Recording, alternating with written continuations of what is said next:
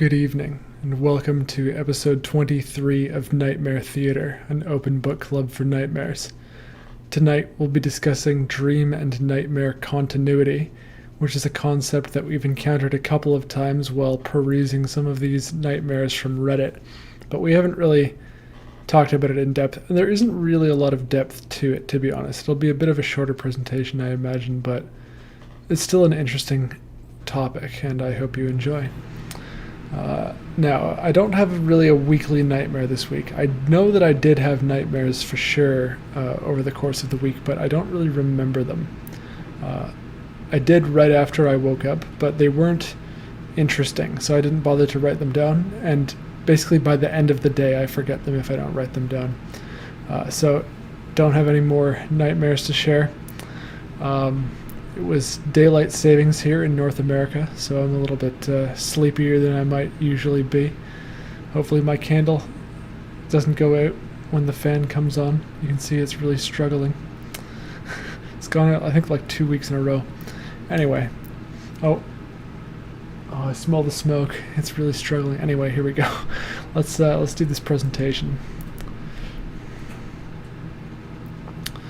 Oh, I hope the music doesn't cause me to lag as it did previously. I'll maybe actually look at my phone this time just to make sure if somebody can remind me if the audio doesn't work. Because the last thing I want to do is go through the entire presentation without it working. Right, okay, it looks like you can see. Perfect. So tonight we're discussing nightmare continuity, or dream continuity. And what it is essentially just a phenomenon where the narrative in one dream or nightmare ends. My candle went out, of course. Just a phenomenon where the narrative in one dream or nightmare ends, but then the next time you go to sleep, or some other time in the future, that dream continues and you get to see more of the story. I've never experienced this personally, and I've learned about it while doing the show. But apparently many people experience this, and you can make this happen with certain lucid dreaming techniques, whether it's to deal with a nightmare or continue to enjoy a dream. There are two types. In type 1 nightmare continuity, you pick up right where the nightmare left off, as though it were paused, and then you return to it. And then in type 2 nightmare continuity, you are back in the same dream world, but it's as though time was passing normally while you were gone. So both of these cases can be very terrifying for different reasons. In the first case, type 1 nightmare continuity, it's terrifying simply because it feels like there's no escape from the nightmare, right? You fall asleep, you have a nightmare, you wake up, but you know that eventually you're going to have to fall asleep again. And when you do, you might just end up back in that same nightmare. So it's not a good situation to be in, especially when you're awake. Now, a type 2 nightmare continuity is kind of unnerving for a different reason, and this is something that I've brought up, I believe, every time we've encountered it reading a story. But it's terrifying because there's this idea that, every time you fall asleep, you're entering a different world. And this is sort of consistent with some of the, indigenous North American culture's beliefs about the world, and even the Australian Aborigines' beliefs about the dreaming and things like this, that these are actual astral planes, if you would, and that there are things happening there that are real that you're experiencing. But the idea here is that when you come back to it and time has passed within that dream world, but you know it's still the same dream world, that's unnerving because it feels like you really are missing out on another world that you're not seeing, and what was happening to your body during the time you were awake, right? Like you're just kind of, your consciousness is bouncing back and forth between these two bodies, especially if you're not lucid and you don't have control over it. It must feel extremely alarming and unsettling. But some lucid dreamers can choose to enter back into a dream they had previously, provided they remember it well enough, before the next time they go to sleep. Of course, most use this to experience more positive dreams, but others use this as a tool to combat nightmares and return to nightmares where they were not originally lucid to settle the score. That could mean dealing with monsters or whatever else they didn't like about the situation. There's really very little content about dream or nightmare continuity that's searchable on Google, but I figured I would share an article I found about it, other than, of course, individuals' nightmares posted on Reddit as we've encountered in the past. But this is an article written by someone named Erin Pavlina, and she has used this second lucid dreaming technique and continuous nightmares as a means of dealing with them. In continuous nightmares as a means of dealing with them. So her article is called Dream Continuity, Picking Up Where You Left Off. Have you ever had a dream you wouldn't mind getting back into? Have you ever had a dream that left you feeling angry or upset, and you wish you could change the dream's outcome? Have you ever been in the middle of dreaming something really pleasant that you would love to get a chance to finish? A technique I learned over the years as I was becoming proficient at lucid dreaming was the art of continuing a dream minutes, days, and even years after it had ended. I want to share my experiences and techniques with you so that you might enjoy the benefits of picking up a dream where it left off. In my early days of lucid dreaming, I recall having a nightmare where I was walking in this spooky, dark house. It was a total nightmare situation. I heard a creaking, and when I popped my head into the next room, I saw a rocking chair that was rocking all on its own. That was enough for me. My heart started pounding really hard and fast, and I woke up. At first, I was glad that the scary dream was over, but then I got a little angry with myself for letting my own dream run me out of town, so to speak. I decided to see what would happen if I could get back into the dream and deal with whatever creepy things were going on, but this time from a place of power and control instead of fear. I went over the dream in my head and let myself fall back asleep. My dream picked up where it left off. I stood in the scary rocking chair room, and was totally lucid. I found a light switch, turned it on, and saw an old woman in the rocking chair sort of smiling at me. I said, "Who are you?" She replied that she was the owner of the house and wanted to know if I'd like to sit with her and have a cup of tea and cookies. Scary dream gone pleasant dream with cookies. All's well that ends well, eh? So I decided if I could do that in my rocking chair dream, I might be able to do it every time I had a nightmare. Sure enough, every time I had a nightmare, after that, I would force myself to come up with a solution and get back into the dream to take care of business. I decided I wasn't going to let my nightmares scare me senseless.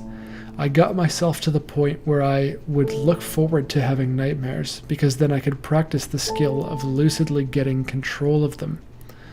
I'm just going to interject something here. So, although I've never really been fully lucid in a dream or nightmare, I often become sort of semi-lucid towards the end of my nightmares, and I can't get back into them once I wake up, but one thing that I have done before many times is I can kind of prolong it. I can realize that I'm sleeping and choose to stay sleeping or to wake up. And that's sort of like the extent of my lucidity, though. But oftentimes also what happens is when I realize that it is a dream, the narrative, although it doesn't necessarily become positive, I don't really have the power to make it positive, but all of a sudden it becomes more of like a story that's being told rather than something to scare me. So it will usually have like an interesting ending one way or another, whether it's positive or negative. And like I will purposely force myself to stay asleep longer because I want to see how this dream ends, how this nightmare ends. I'm curious about it. Anyway, back to the article. The skill developed to the point where I didn't even need to wake up. I would be having a nightmare and become lucid and just pause the dream. I would come up with a solution in the dream, then unpause the dream and let it continue. This was fun. I recall a dream where I fell off a cliff. Normally, I'd wake up with my heart pounding long before hitting the ground, but I had trained myself to become lucid at that point. I paused the dream and decided when it picked up again, I would simply fly instead of fall. Sometimes, in falling dreams, I would allow myself to hit the ground and bounce up like the Matrix. No harm, no foul. To continue the dream, you just try not to open your eyes after you wake up. If you do open your eyes, close them again quickly, because stimuli in your bedroom will dissipate the dream. This is interesting advice for me, actually. Next, quickly think about how you will handle the dream if you can get back into it. Then, let yourself fall back to sleep. If you do it right and don't get too excited, you'll end up with a lucid dream and the memory of how you wanted to handle the scary bad. Okay, so continuing a dream you just had is easy, right? How do you continue a dream you had the night before? I learned how to do this too. This was an especially useful tool when I was in middle school solving a mystery with Shaggy and Scooby, or my dates with Bride or Keanu got interrupted at untimely moments. Sometimes you've just got to know how the dream was going to end. To continue the dream you had the night before, do this. Get ready to go to bed and make sure you're nice and tired and ready to go to sleep. Lie down in your bed on your back with your eyes closed and replay the previous night's dream in your head, concentrating on every detail you can remember and how it felt in the dream. How you felt in the dream. Of course, you remember all your dreams, right? If not, you get knocked back into let yourself fall asleep when you get near to the point where your dream left off. Now, it might take some practice and some confidence, but if you keep doing this, I think you'll be surprised at how easy it is to return to a dream you've had previously. It's not a sure thing, but your success rate will increase with practice. I've been able to revisit dreams from even years earlier, but you've got to remember the details of the dream and especially how you felt in the dream. Fear, anger, panic, excitement, etc. For some reason, the emotional aspect of the dream is important for getting back into it. You can use the above technique to program a dream too. Feel like skydiving, eating 0-calorie pasta and donuts, slaying vampires with Buffy, all possible. Just lay down before bed when you're nice and tired and practically in an alpha state already. Now imagine the dream you want to have. You don't have to imagine the entire thing. Leave something to your imagination, but get all the major players in position. Imagine a scene or two in your head as you fall asleep. Again, this will take practice to succeed, but it works for me, and I know it will work for you too. Alright. That's about it for this week's presentation. I hope you found that interesting. I have had that since teenager. You've had nightmare continuity. It's a house that I explore. I like it. Are you actually choosing to be in that house though? Or is it just like a recurring dream?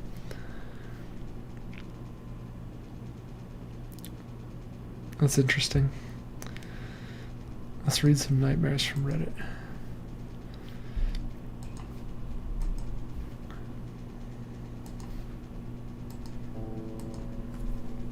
This is a post by a user named Tan T the Tank. The post is titled, "My Most Memorable and Favorite Nightmare." The post reads, "Some things in this nightmare maybe has changed or been forgotten. The nightmare starts where I remember was in my living room. I was very young and under a blanket with my 2 sisters and my brother.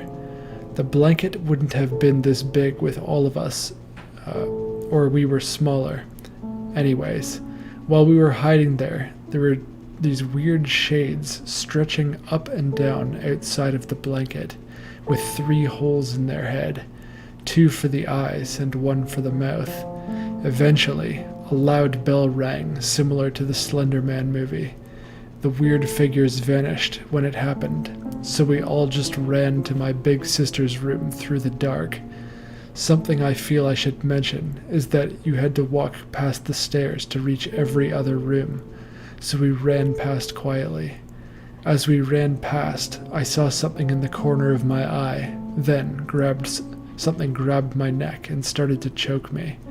The monster had silky and dark gray-looking skin, with hair covering its eyes. The monster didn't have a mouth, but the only way the monster could reach my neck would be to extend its arm to reach. As I was choking, I saw my brothers and sisters still running, and it was then that I woke up in a cold sweat.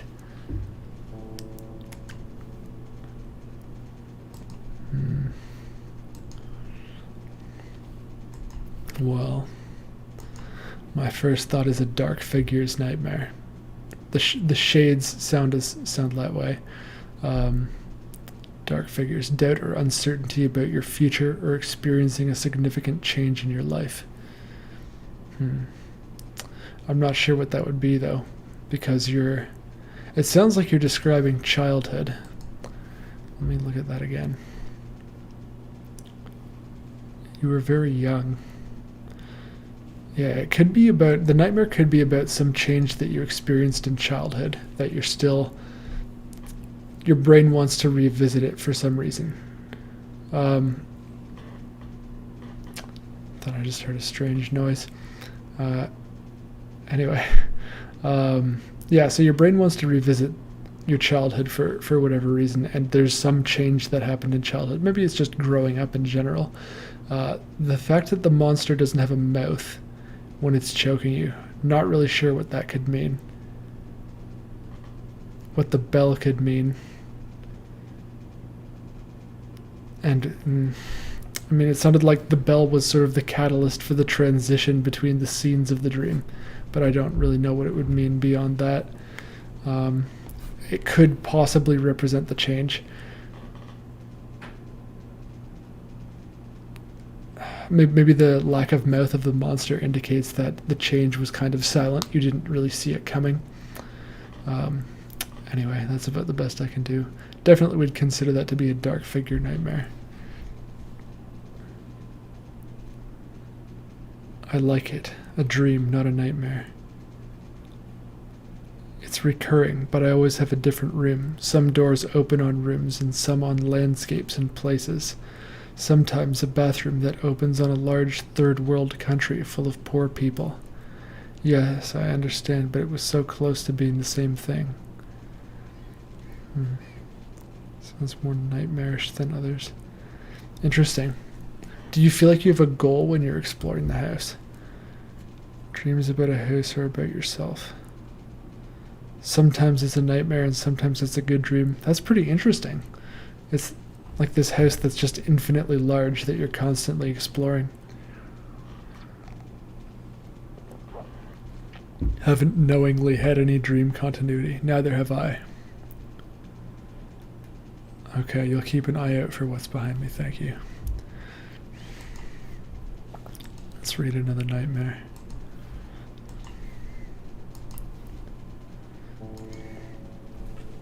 This is a post by a username named Seraph E. The post is titled, Psychiatrist Makes a Sketch. The post reads, Now this nightmare began in a meeting with a psychiatrist. It was a long discussion about things on my mind and how my life has been going. Unaware to me, the psychiatrist had been drawing on his clipboard the whole time. After explaining what seemed to be the same things over and over again. Excuse me. After normal discussion and talk therapy, the psychiatrist had a look in his eye, almost as if they had glossed over, and he began to look very serious. He started asking me questions that didn't make much sense, almost pointing a finger at me for all things going wrong in my life. After these questions, he told me he was going to show me a picture and honestly view it and give my thoughts. When he turned over his notepad, I saw a figure which appeared to be a woman, with hollowed-out black eyes and a screaming grin that scares me to even think about. Half of the page being white, the other half scribbled in black ink. In the dream, I immediately screamed, rolled onto the floor, balled up, crying and screaming for help. I don't think I've ever felt this kind of fear in my entire life, let alone a dream. Does anyone have any thoughts or insight on this? That is really freaky. At first I was going to say, I wonder if you're a male or a female, but I don't really think it actually matters. I think that the drawing represents you either way. I mean, if you're a male, your anima is a female anyway, and if you're a female, then that would also make sense in terms of the dream. And because, you know, you're being blamed for the course of your own life, right? And basically, he's almost holding up a mirror to you at the end of the dream and showing this like terrifying creature. So I think that the nightmare is based on a fear that you are that. You're afraid of the ugliness within, or, you know, some aspect of yourself that you feel has been self-sabotaging or like leading you down the wrong path. I think that that's what this nightmare is about. I don't know if I would call it a dark figure nightmare, just because the drawing is, it's indicated that the drawing is of you. I feel anyway. And it's not its own entity. It is very much just a drawing. And it even takes place in a psychiatrist's office where you know that you're going to be talking about yourself. It's just an interesting explore. Yeah. So this is talking about your house dream. Yeah, I can see that. Wouldn't it be interesting if one day you're having this nightmare and all of a sudden you open the door to a room and you realize that this is the thing you've been looking for, and the nightmare, like the dream ends, like you stop having it after that, like its purpose was fulfilled even though you've been having it for so long. I don't know, just a weird thought. Anyway, yeah, sorry, to the previous nightmare poster. Hope you got something from my interpretation. My eye looks so bloodshot. Oh well. This is a post by a user named MLG Banana Bus. The post is titled, "A Strange Yet Scary Nightmare I Had." The post reads, "Before I start, I just want to say this is the first nightmare I've had in years. Creatures that look like bugs from Starship Troopers mixed with people, similar to Dead Space or The Thing, attack while I'm at a resort. They have an ape-like intelligence, and the entire time the human side of them is alive and yelling about how much pain they're in and saying sorry for killing people. I don't know what happens to me, but my dream followed a girl that ran into an elevator with a mother and her child. The mother had a big scratch on her arm and slowly turned into one of the monsters and began to eat her baby. The girl runs out of the elevator and gets attacked by 3 to 5 monsters, and then that's when I woke up."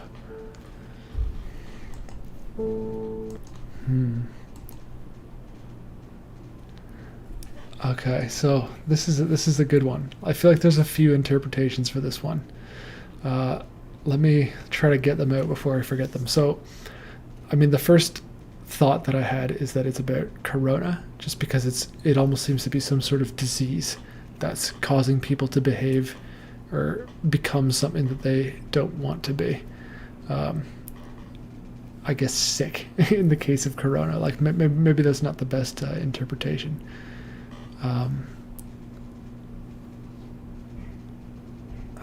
I don't know what it means, like the whole transformation element. What's also interesting that I have to pick up on is the whole eating a baby thing. So this is actually, turns out eating a baby, that theme in a nightmare, is a lot more common than I would have expected. And I think this is like the 3rd or 4th eating a baby nightmare I've read from Reddit. But I haven't added those new interpretations to the dream chart yet, but I do have what eating a baby could mean.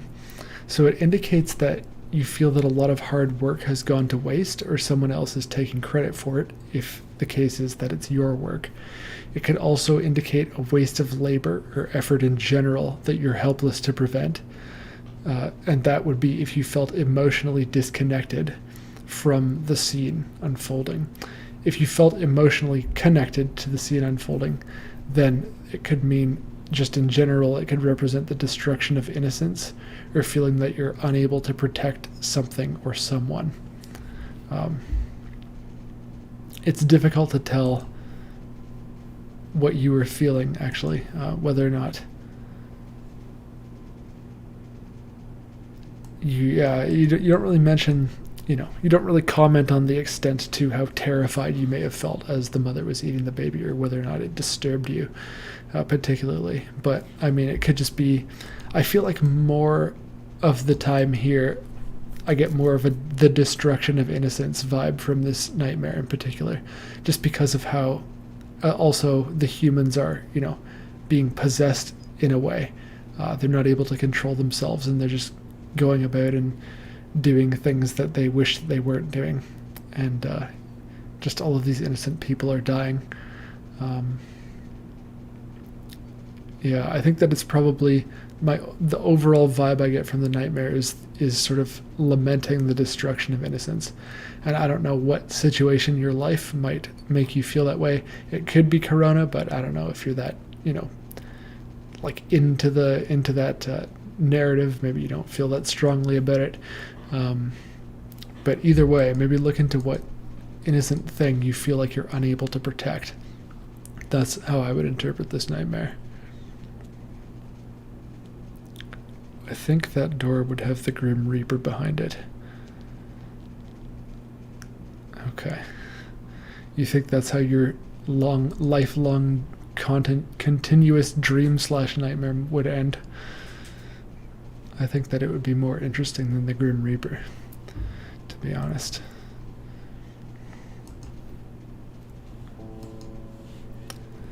This is a post by a user named Metalworks13.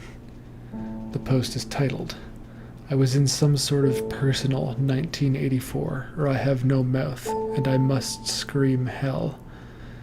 The post reads, "I had a nightmare I ended up in this reform program for teens called Quibimori. I don't know why I was. It was run by, I think, the government. Basically this social credit 1984 kind of thing, where Big Brother was watching me, and I could see a good and bad number go up or down. Every little thing about bad number go up or down. Every little thing about bad number go up no matter what I did. It was really hard to make it go down, and the good go up. Bad things happened if it went up too high. I can't remember what, though. I remember it went up for me using electricity. I got put in a room for a bit, and then I saw a ranking, and I was the second to best one that I just joined. There weren't many people on it. This other random kid was there, crying constantly. He was the worst one. He was very obviously injured and broken. He did something bad, and I don't know, but we knew that they killed his mom. I was sent back to my house, having to watch this stuff. I also remember my family had no idea about all this. There was a picture, too, by the numbers of me. And it'd change if I did bad stuff again. Again, I don't know what. To be of my family showing that it would hurt them, and yelled at it saying they'd call me. I woke up after that. I think one of the bad things was I prayed to Jesus and they didn't like it. I remember for another one enjoying my time with my family and being eaten with by eating with them. I'm taking this to a whole other level. I also remember I couldn't run away. They knew where I was always. I feel pretty confident that this is a nightmare about the current state of society and cancel culture and all that sort of thing, and feeling like your opinions are invalid. You even mention one of the ones what was it? One of the earlier ones that you got punished for. Oh yeah, you got a bad thing happen to you because you used electricity. Like, obviously, we want to take care of the environment, but there are some people who, are a bit like zealous about all of these types of things, and they have a lot of they have a loud voice in society, right? And so they're probably putting a lot of pressure on you, or you feel a lot of pressure on you in that direction. Perhaps you also feel that your like religion is sorry, just this comment in my chat, get a load of this society, for sure. You might also, you might feel like it's not okay for you to practice your religion or whatnot. And there has been, a certain amount of like pushback against that, I guess you could say. But I do think that it's sort of just kind of like the modern political climate is what this dream is about. And you ultimately also said that you felt like it was a silent scream dream or nightmare. So if you look down, I guess it's like a third from the bottom. You feel like you don't have a voice, or you aren't being heard in real life, or you feel helpless or frustrated with some situation. So in this case, I would say that you feel like you don't have a voice, or like if you use your voice, you're going to be punished for it. And that would be very much in line with, I think, how a lot of people are experiencing life at this time, right? Just like it feels like everybody gets offended no matter what you say, right? Like no matter, what side of, the line you're on, it seems somebody's going to get offended, right? So I think that's part of like what the silent scream's about, and also sort of the whole like 1984 aspect of the nightmare. Hope you enjoyed that interpretation. I feel pretty confident that it's accurate, but I guess you can let me know.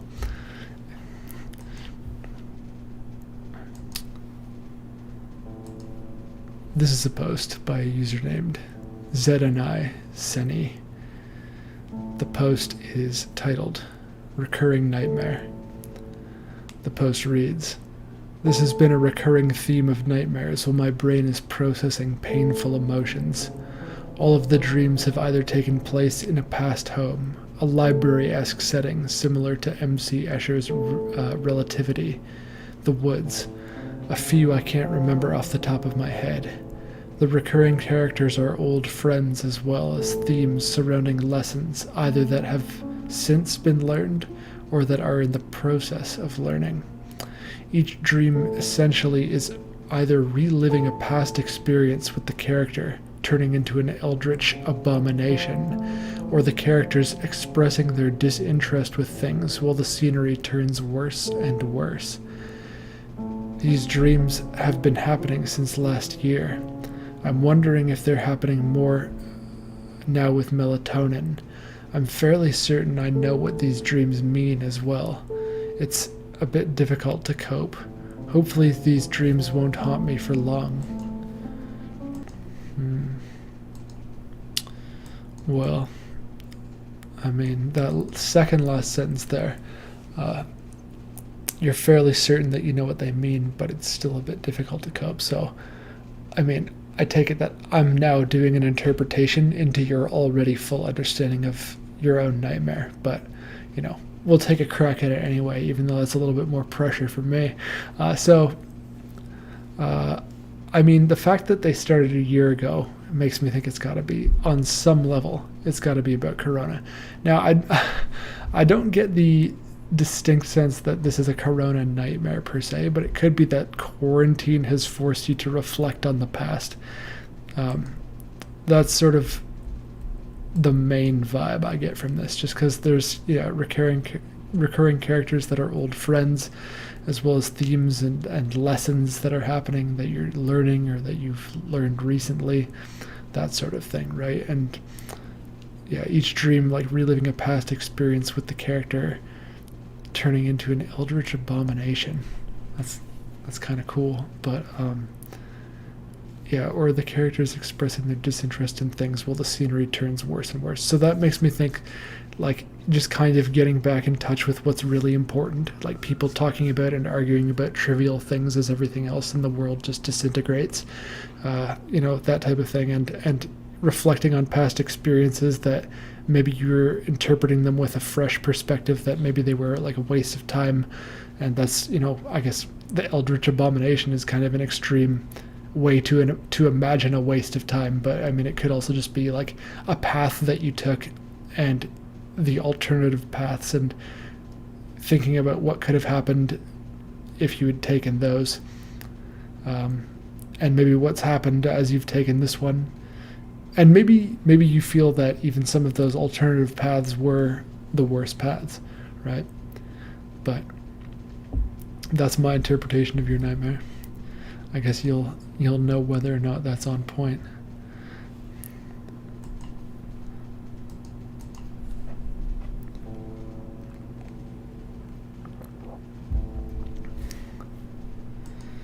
This is a post by a user named Yucca Tomato. The post is titled A Short Spook. The post reads, I'm at my dad's house and I'm leaving. I don't remember anything else besides this. I call an Uber and he arrives. I get in, shotgun. He makes a hand motion towards me and I back up a little. I laugh and say, oh God, don't be one of those handsy drivers. He looks right at me, no smile, and I feel his hand on my thigh. We make eye contact, and I reach for the door handle. It's locked. A thought runs through my head. Do I have enough time to send a text? If I grab my phone, will he take it? I bang on the window first and try and scream as loud as I can. After all, we're on my dad's street and my aunt lives next door. It's a quiet neighborhood and everyone knows each other. If I'm loud enough, they might hear me. I scream and shoot up in bed in the dark with a gasping no. Probably small compared to other nightmares on this thread. Getting kidnapped is my biggest fear, and I have to work in a couple of hours. I don't know. I'm tired and freaked out. Well, I think I've had that experience, but not since like childhood, where I feel like I've had that exact thing, like waking up with a wheezing no. Not often though, maybe only like once or twice. Anyway, I mean, it sounds like you have a pretty good idea of what's happening here. Getting kidnapped is your biggest fear, and the nightmares about getting kidnapped. The only other thing I might add to this is there's a bit of a silent scream element to it. In that you're screaming as you're trying to get out of this car and you're not too sure that you're going to be heard, right? So silent scream, you feel like you don't have a voice or you aren't being heard in real life, or you feel helpless or frustrated with some situation. So I mean, in this case it sounds more like the helpless situation. So it could be that there's something in your life right now that is making you feel helpless. It could just be, again, tied into the fear of being kidnapped, but it doesn't necessarily have to be. So maybe do a little bit of thinking on that if you think it's of use to you. Otherwise, good luck with your work day. When was this posted? 5 days ago. I guess that's resolved as well then. Well, there it is.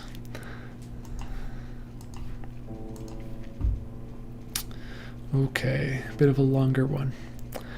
This is a post by RadUKPT. The post is titled, Being Possessed in a Nightmare. The post reads, so I went to sleep around 12:30, 30 minutes after midnight, and I can remember that I was having a dream where I was spending some time at a friend's apartment. His name is Dennis. Shout out to Dennis. And then the nightmare begins while I wanted to exit his apartment. I couldn't find him or anyone in it, and I started looking very odd. First of all, I saw some stairs appeared between his bedroom door and the hall, which I saw and wondered where they came from. Then, I don't know why, but somehow a laptop was there, and I wanted to take it home, but the cable from the charger was behind the desk, and while pulling it, it was endless. So I took the laptop in my hands and threw it down the stairs to check because all the lights down there were out and it was pitch black. All I could see was the first stair I could step on. I thought it was a bit weird, but I went down the stairs. When I got to the hall, I got everything and wanted to go out, but a neighbor opened his door. Also, he had a face that scared the shit out of me. I'll just say it, whatever. He had a half a normal face and was just a knife wound. Like no lip, no eye, no eyebrow, nothing. Just a fresh knife wound. So I entered back his apartment and started hearing voices, and somehow I got teleported to my apartment in my room. There, I wanted to see how my mother is doing. So I went to her, and she was all she was doing was sitting in a chair with her hands on her head. I'm going from right to left in a circle motion. I got very scared and realized it was a dream, and I wanted to get out. I experienced many lucid dreams, so I thought nothing of it, since I already realized it was a dream, but it meant nothing. I couldn't get out, so I went back to my room and started throwing toys of girl dolls that were on the window to a corner in the room near the window, and the last thing that was on the window was a purple mask that was like split in half but wasn't ripped, like it was somehow staying in one piece, and I don't know why, but I put it on my face. The next thing I remembered was me flying like a ghost with all my muscles relaxed in a very strange position, like arms were facing down, legs down, but from knee to foot was a 90-degree angle, my feet facing the opposite way to my forehead.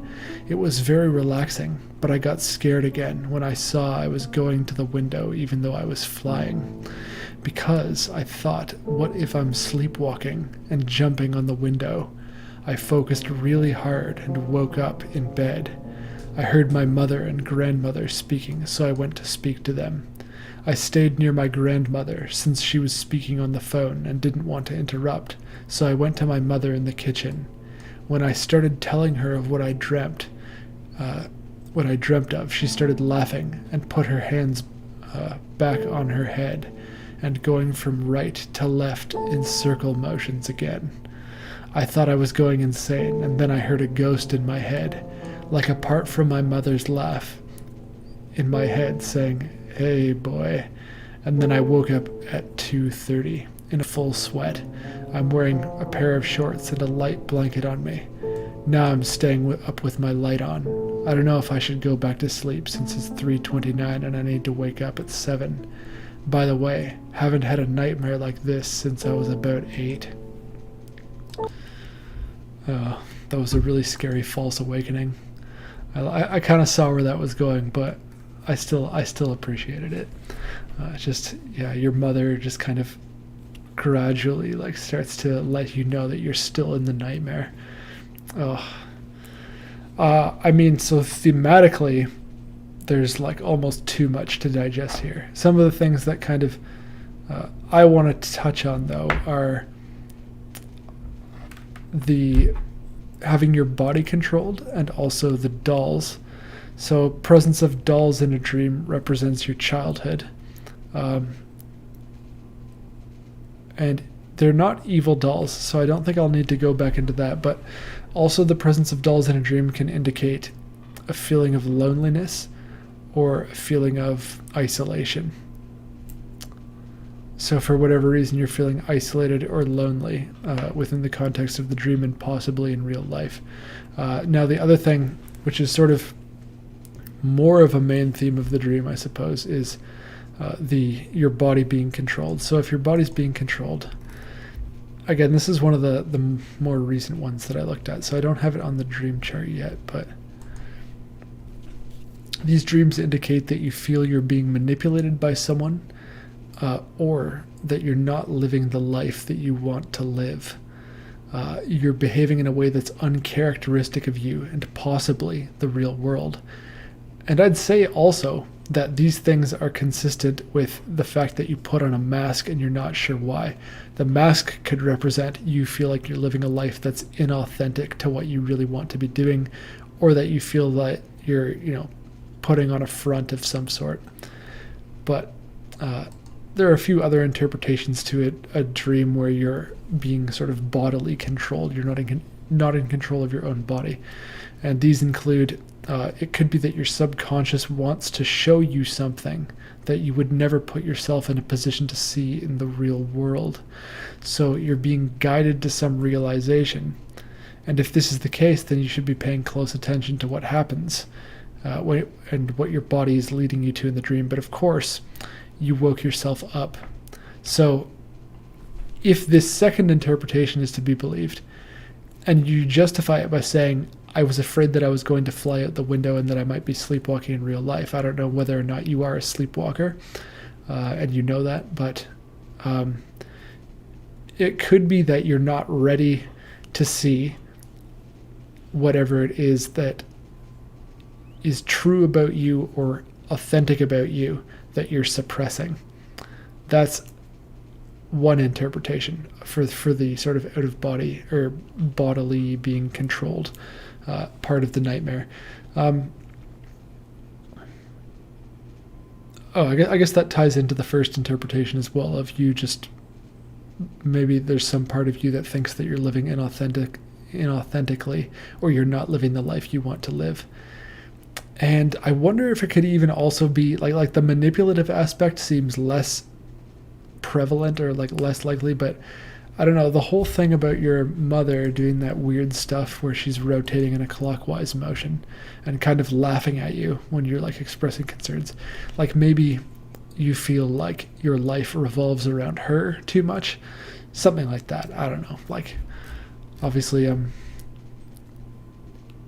trying to like imagine all these things just based off one Reddit post, but I think that that's probably an interesting interpretation to chew on. I feel like if I heard that, it would give me a lot to think about, even at least just like in terms of the authenticity aspect of it. And the presence of the doll that just kind of randomly appeared at one point, I enjoyed as well. Yeah, and shout out to Dennis once again. Tell him I said hi. All right.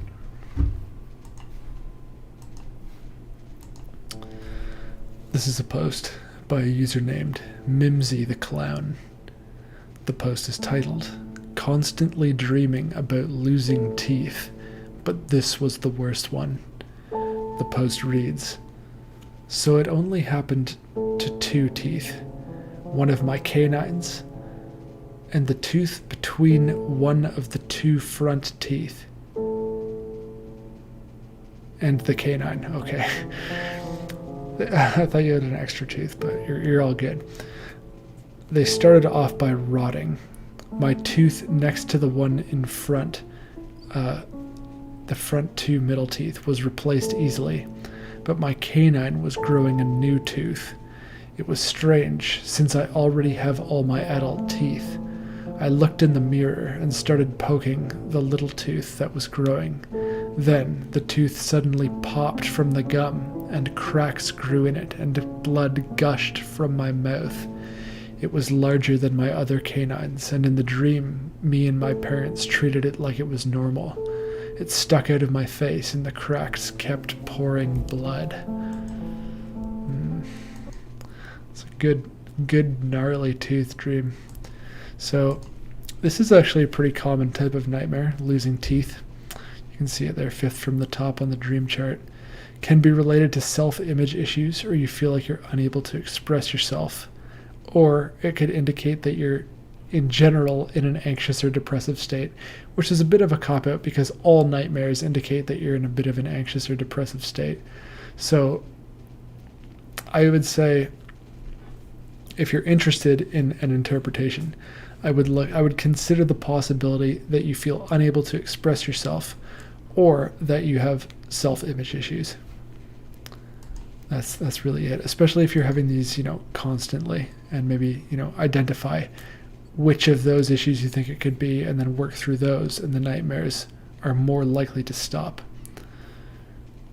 Hope you found that helpful. This is a post by a user named Seawill. The post is titled, Way Too Real.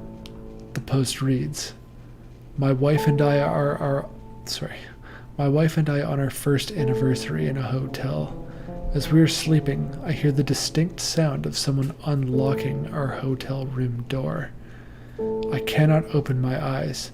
My wife springs up, looking towards the door. The door creaks open. I cannot open my eyes. Footsteps. Hello? My wife says nervously, fear and irritation permeating her voice. The footsteps stop. Who are... My wife begins before a horrible gasp erupts from her mouth, a sound she's never made before. I feel her fling her body on top of mine, head facing my chest, shivering like she's been out in the cold. I want to open my eyes. I can't. Footsteps. They're on her side of the bed. I have to open my eyes. I can't. Footsteps. They're at the foot of the bed. My wife is shaking violently on top of me. I need to open my eyes. I can't. Footsteps. They're on my side of the bed. Silence. I can open my eyes, but I dare not. In all the silence, I've discovered something that sends a cold chill down my spine. It isn't breathing. The sound of a passing car. The hum of electricity from the light in the hall. It shuffles a little. Something brushes against my hand, and then it moves away. I feel like a coward. I need to be brave. I try to speak. I manage to mumble. Who's there? It keeps walking. Louder. Who's there? Still walking away. Louder. Who's there? It stops. I take a breath and... Who's there? My wife slaps my chest, waking me up. Apparently, I was yelling in my sleep. That's so well done. I really like the way you wrote that. Yeah, that's really freaky. So you have a distinct sense that it's not a human. It could be like an alien or something. And then the other thing that I think you're aware of is the fact that there's a bit of a sense in this nightmare that you're not, being a man or whatever. You're like protecting your like wife, and that could be like a real, fear. Like if you're actually put in a situation where you have to like defend her or even defend yourself eventually. Like maybe you are doubting your ability to do that. I feel like that's a pretty like natural fear. And I mean, the other comment that I have is the fact that you're yelling in your sleep. That means that you are either having a night terror or sleepwalking. So both of those things happen during deep sleep. And it sounds like you're not super aware of that. Maybe you are, like maybe you know that you have night terrors, maybe you know that you sleepwalk, but they can get a lot worse than that, of course, right? Like there are people who will like walk around their room and go and do things out, even like outside of their house, like while asleep, and they're just in a trance and they have this glazed over look in their eyes, like they're not really there. And if they can attack people who like sleepwalk and have night terrors, and if you wake them up, they'll like even freak out even more.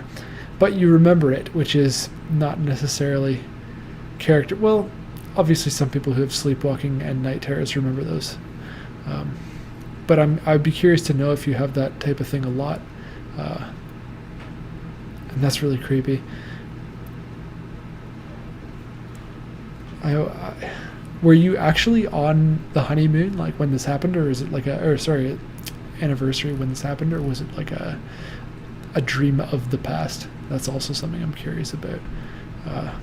Because if you're actually in the hotel, like I wonder if maybe you did pick up on something, right? Something, could alien, or there's something else that happened in the hotel that your subconscious picked up on that you weren't really aware of. I don't know. All those possibilities are really interesting to me, but maybe I'll never know. Maybe we'll never know. Thanks for posting that though on Reddit, because that was well done. Looks like we've got time for one more.